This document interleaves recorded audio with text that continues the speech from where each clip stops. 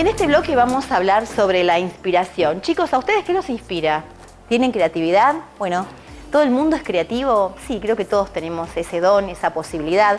Solo hay que agudizarlo, hay que incentivarlo, hay que ayudar a que aparezca, saber en qué momento, cómo, cuándo, saber cómo podemos hacer trabajar este cerebro que tiene tanta y tanta información, y cómo mantenerlo en calma y también en actividad. Como cada órgano de nuestro cuerpo, como cada músculo de nuestro cuerpo, lo trabajamos, también el cerebro. Esto del brain gym, el ejercicio cerebral, es tan interesante para estimular, por ejemplo, nada más y nada menos que la inspiración y la creatividad.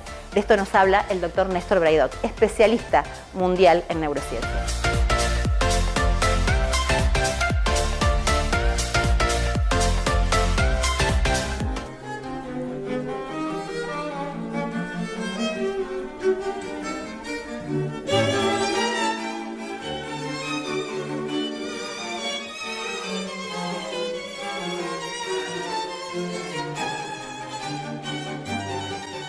Inteligencia, inspiración, innovación, creatividad.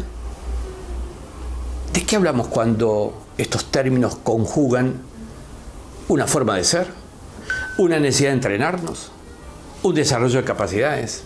Einstein, máximo inventor del siglo pasado, donó su cerebro post-mortem para que sea investigado a lo largo y a lo ancho de cuanto laboratorio de investigaciones neurológicas había en ese momento. No pudimos descubrir mucho, no pudieron descubrir mucho.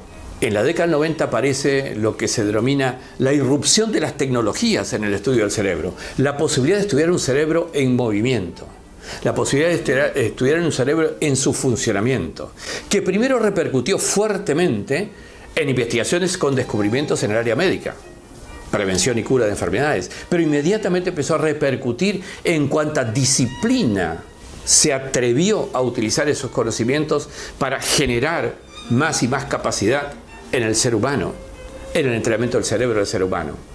Pero ¿de qué consiste? ¿En qué consiste? ¿De qué trata esta temática de la creatividad? Esta temática de lograr inspirarse en algo.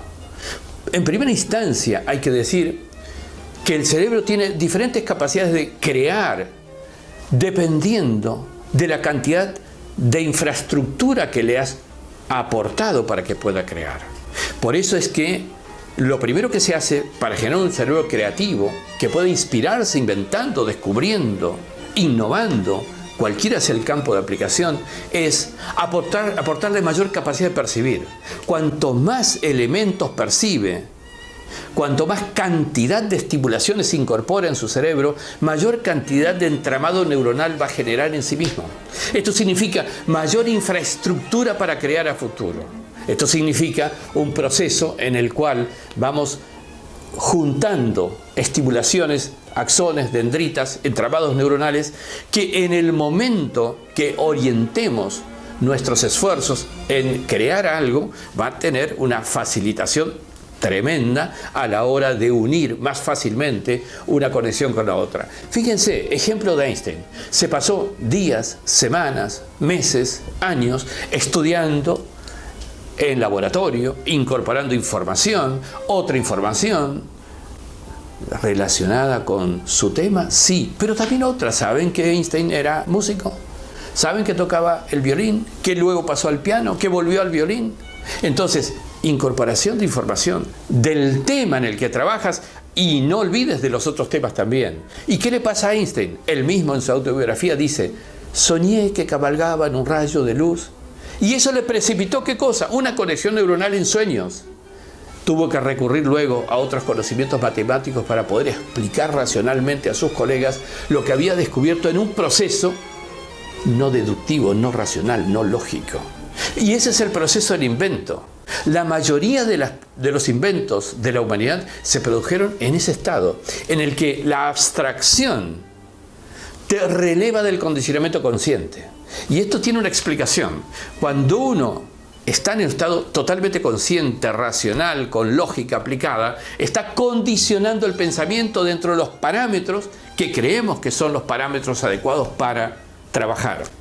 Cuando el cerebro se libera de esos parámetros, asocia otras cosas, por eso decía, cuidado, el conocimiento del músico no es neutro, al invento de la teoría de la relatividad de Einstein.